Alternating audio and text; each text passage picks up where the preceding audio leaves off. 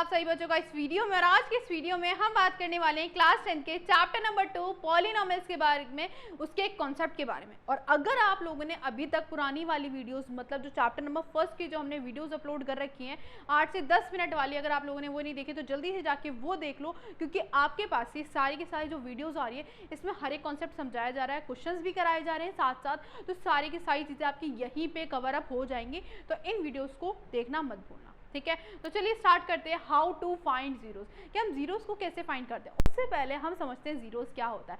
अगर आप दी जाती है ना, फॉर एग्जाम्पल 2x² + 3x और मैम +10 दे दिया गया है।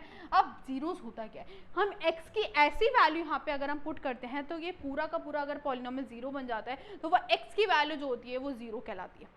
क्या कहलाती है? जीरो। दोबारा से सुनो, x की ऐसी वैल्यू कि अगर हम इसमें पुट करते हैं तो ये पूरा का पूरा पॉलिनोमियल अगर जीरो बन जाता है तो वो जो x की वैल्यू होती है उसी को हम क्या कहते हैं? जीरोस कहते हैं। अब जीरोस को फाइंड करने के आपके पास दो तरीके होते हैं। पहला जो होता है वो ग्राफिकली मेथड होता है, दूसरा आपका मिडल टर्म स्प्लिटिंग मेथड होता है, जिसको हम फैक्टराइजेशन भी बोलते हैं, जो कि आप क्लास 9 में सीख के आ चुके हो। लेकिन मैं फिर से यहाँ पे दोबारा से कराऊंगी क्योंकि दोबारा से उसका यूज़ है, ठीक है, चैप्टर नंबर 2.2 में, ठीक है। तो सबसे पहले हम वही समझते हैं। जैसे कि मैंने बोला, हमारे पास दो तरीके होते हैं इसको फाइंड करने के। पहला जो तरीका होता है बेटा वो ग्राफिकली मेथड होता है ना जी, ठीक है। अब दूसरे अगर मैं मेथड की बात करती हूँ, मिडल टर्म स्प्लिटिंग मेथड हो जाता है। तो सबसे पहले ना हम क्या बात करेंगे, हम किसकी बात करेंगे? हम बात करेंगे भाई ग्राफिकली मेथड की बात करेंगे, जो कि बिल्कुल सिंपल है ना, जो कि बहुत सिंपल है। अगर हम ग्राफिकली से बात करें तो हमें पता है ग्राफिकली मतलब ग्राफ दिया होगा, उससे ही हमें जीरोस निकालने होंगे। तो चलो आ जाओ, मैं आपके पास से क्या बनाती हूँ, ग्राफ बनाती हूँ, ठीक है। ये हमने बनाया कार्टेशियन प्लेन। अब इसमें मैं कर्व भी बना देती हूँ। क्या बना देती हूँ बेटा? कर्व भी बना देती हूँ। ये मैंने बना दिया कर्व, ठीक है। अब मुझे यहाँ से निकालने हैं इसके जीरोस। अब कैसे फाइंड करेंगे जीरोस?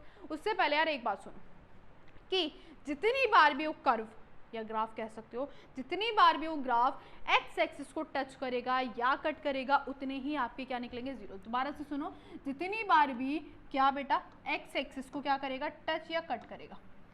एक्स एक्सिस को, ठीक है, एक्स एक्सिस को क्या करेगा बेटा?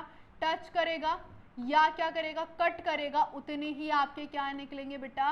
जीरोस निकलेंगे। बस इस बात को ध्यान में बिठा लो, ठीक है। अब जैसे कि मैंने बोला एक्स एक्सिस को, यहाँ पे आपके पास वाई एक्सिस होती है, यहाँ पे आपके पास एक्स एक्सिस होती है। तो ज़रा मुझे सोच के बताओ यहाँ पे कितनी बार कट कर रहा है? कितनी बार कट रहा है मैम? 1 2 3 और 4। तो कितने जीरोस हो गए भाई? 4 जीरोस हो गए। बिल्कुल सिंपल सा तरीका। एक और एग्जाम्पल ले, आ जाओ तो फिर एक और एग्जाम्पल ले लेते हैं। एक और एग्जाम्पल से समझ लेते हैं क्या कहना चाह रहा है ये। यहाँ पे है, ठीक है, मैंने यहाँ पे बनाया एक कर्व, ठीक है। अब हमें बताना है कितने जीरोस होंगे। ये आपके एक्स एक्सिस, फिर से ये आपके क्या हो गए बेटा? Y axis. बताओ जरा कितने जीरोस है मैम?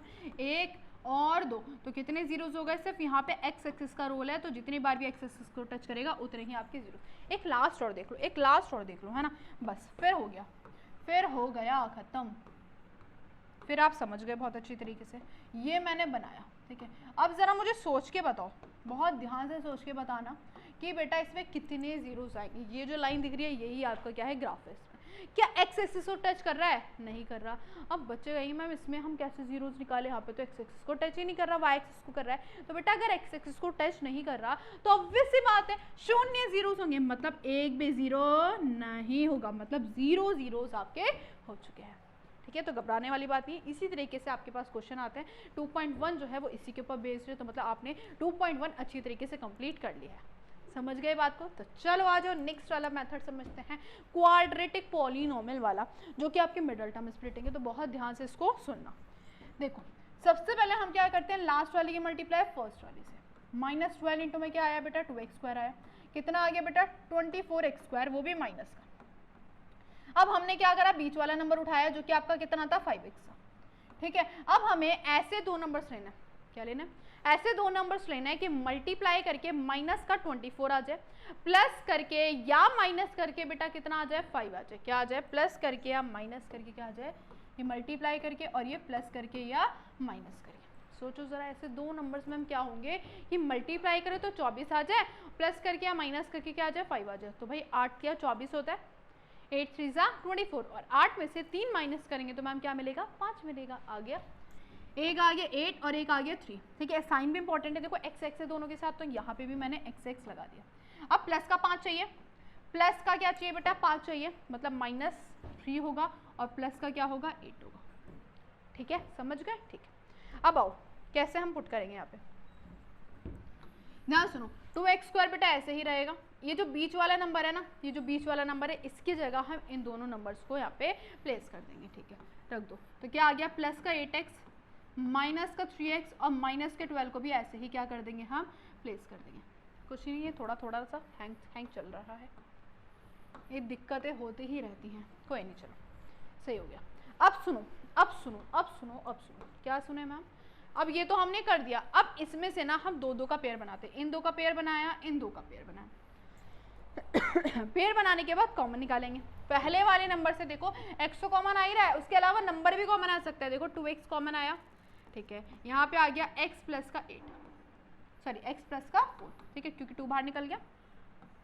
यहाँ से भी कॉमन निकालना है। अब यार इस तरीके से कॉमन निकालना है, इस तरीके से कॉमन निकालना है कि जो ब्रैकेट वाला नंबर होगा और ये वाला जो ब्रैकेट वाला है ये दोनों सेम होने चाहिए। कैसे होने चाहिए भाई, सेम होने चाहिए। तो मैं एक काम करती हूँ, -3 कॉमन निकाल लेती हूँ। जब माइनस बाहर आता है ना तो अंदर के साइन ऑब्वियस सी बात है चेंज हो जाते हैं, जो माइनस का आता है वो प्लस हो जाता है, जो प्लस का होता है वो माइनस हो जाता है। दोनों ही माइनस के थे तो इसलिए दोनों के दोनों प्लस हो गए। देखो जरा सेम आ गया, yes ma'am same but different. चलो 2x - 3 और x + 4 एक निकाल लो, ठीक है। तो यहाँ पे आप क्या करना है, जीरोस निकालना है, तो इसको 0 के इक्वल करना पड़ेगा। 2x - 3 को एक बार 0 के इक्वल कर दो, x + 4 को एक बार 0 के इक्वल कर दो। प्लस का 3 माइनस का 3 उधर के प्लस हो जाएगा, 2 मल्टीप्लाई में नीचे आके डिवाइड में, एक 0 तो ये आ गया, प्लस का 4 है उधर आके कितना हो गया, माइनस का, तो मतलब 2 जीरोस आपके यहाँ पे आ चुके हैं। पहला ये रहा, दूसरा ये रहा। सिंपल था, है ना, बिल्कुल सिंपल था, ठीक है भाई। अब ये तो हमारे पास तीनों फॉर्म में दे रखा था, मतलब a² + bx + c की फॉर्म में दे रखा था पॉलिनॉमियल के। अब यहाँ पे अगर हम सेकंड क्वेश्चन की बात करें तो यहाँ पे सिर्फ आपको दो चीज़ें दे रखी है, ax² और bx दे रखा है, मतलब c वाला स्टैंडर्ड फॉर्म नहीं दे रखा। अब ऐसे केस में क्या करेंगे, सीधा आपको क्या करना है, क्योंकि जब हमारे पास तीनों चीज़ें होती थी तो हम लास्ट वाले की फर्स्ट वाले से करते थे, यहाँ पे तो लास्ट वाला ही नहीं है, वही गायब हो गया, तो हम मल्टीप्लाई कैसे करेंगे। तो ऐसे केस में ना जब u² मतलब x² की फॉर्म में अगर दे रखा है, ठीक है, और x भी दे रखा है, तो हम सीधा यहीं से डायरेक्टली कॉमन निकाल लेते हैं। यहाँ पे आपके पास 4u कॉमन आ रहा है, यहाँ पे आ गया u, यहाँ पे आ गया 2। अब सीधा जैसे हमने ये करा था वैसे इसको भी 0 के इक्वल कर देंगे। एक बार 4u को इक्वल कर दो 0 के, और u + 2 को एक बार 0 के इक्वल कर दो। ये मल्टीप्लाई में नीचे आके डिवाइड, 0/4 0, प्लस का 2 इधर आके -2। समझ गए। तो इस तरीके से भी आ सकता है कि x की जगह आपको u दे देगा, v दे देगा, y दे देगा, कुछ भी दे देगा, ठीक है, लेकिन हमें तो करने से मतलब है ना।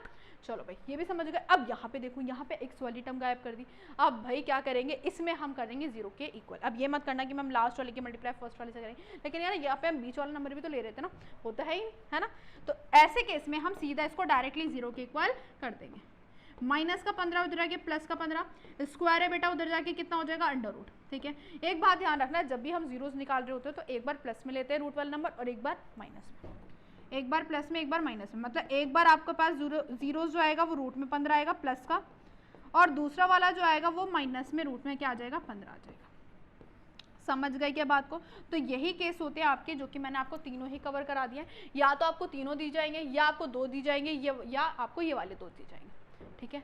आई होप सारे क्लियर हो गए होंगे जीरोस निकालने का तरीका, ठीक है। नेक्स्ट वीडियो में हम सीखेंगे रिलेशनशिप बिटवीन जीरोस, जो कि आपके पेपर में 3 नंबर का क्वेश्चन आता ही आता है। उसमें आपका ये मिडल टर्म स्प्लिटिंग की जरूरत पड़ेगी, इसलिए मैंने पहले वाली वीडियो में मिडल टर्म स्प्लिटिंग करा दिया। उसमें हम समझेंगे जीरोस के बारे में, alpha beta, sum of zeros, product of zeros, बहुत कुछ समझेंगे क्योंकि इंपॉर्टेंट होने वाली है। तो उस वीडियो को वेट करना, ठीक है, और चैनल को जरूर से सब्सक्राइब कर देना। मिलते हैं बेटा नेक्स्ट वीडियो में।